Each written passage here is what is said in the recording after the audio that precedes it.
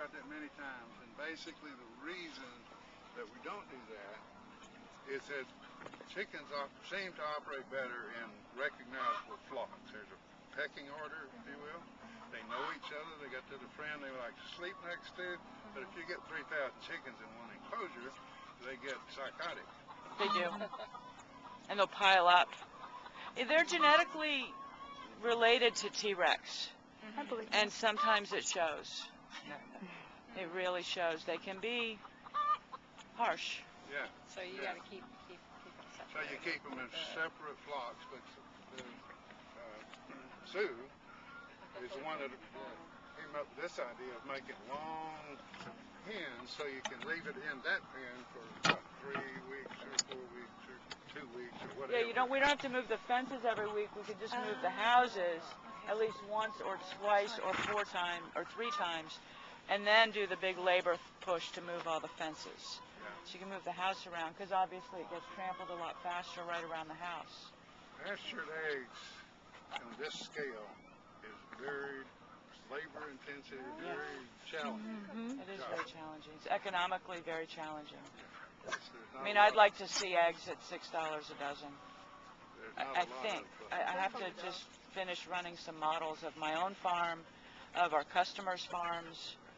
There's a lot of folks feeding natural can make it pretty easily at wholesale at $4 a dozen and retail at $5.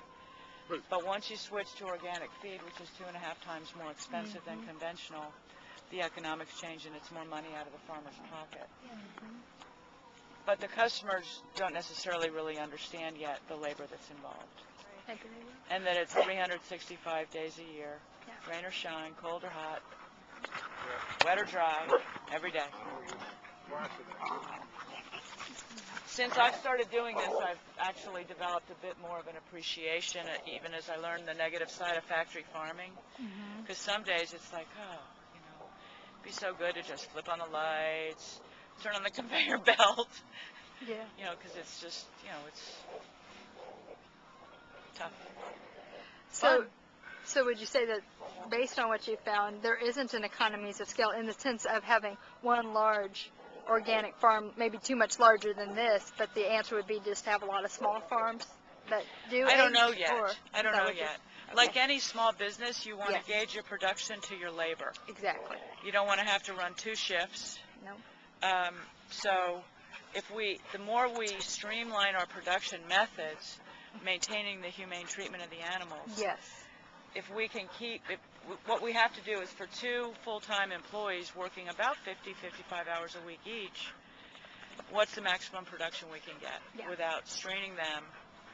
Because if we then go up by 50% of production, we won't be able to necessarily find a half-time person.